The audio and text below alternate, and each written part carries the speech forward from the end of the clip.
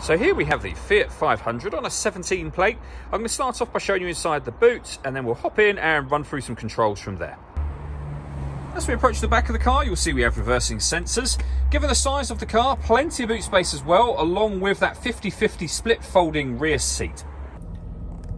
Okay, now that we're inside the car, we're going to start with the dials. On the left-hand side, we have the rev counter. On the right-hand side, we have the fuel gauge, and then we have the digital readout for the speedometer in the dead centre. Also in the centre, you can see the total miles for this car, which are 37,280. We back out to the steering wheel. On the left-hand side, we have stereo controls and phone controls. Stereo controls continue over on the right, as do the phone controls. You'll only be able to use phone controls after you've paired them up to the car, or paired your phone up to the car. And that is done over on the touchscreen in the centre just here. Hit the phone icon that you see at the bottom, and then follow the instructions on screen by saying yes to begin with, of course. We're going to say no for the time being. When it comes to music, we do, of course, have the radio, and you'll see you have DAB, FM, and AM radio available to you. If you want to listen to your own music, you can do. Nothing is connected at the moment.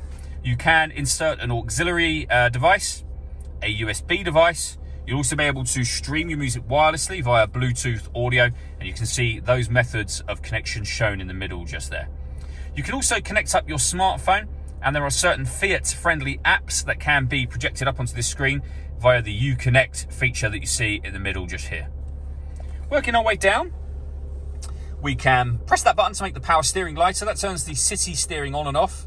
We've got hazard warning lights, of course, just there.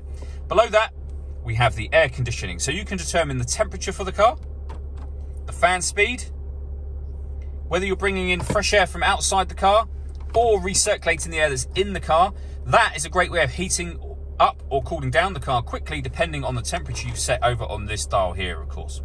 And then you can determine the direction you'd like the air to be distributed in. Once you're happy with all of those settings, to turn the air conditioning on, you press this button in, and you'll see the little light come on there to let you know it's on or off again.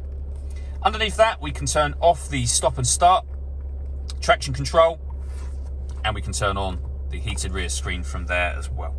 We have driver and passenger electric windows, a 5-speed manual gearbox, and down the bottom here, a 12-volt charging socket, as well as the auxiliary and USB inputs I mentioned a moment ago. All that leaves me to say is thank you for taking the time to watch this video. If you'd like to come and see the car for yourself and have a test drive, please feel free to call any of our MJA sites. We'd love to hear from you soon.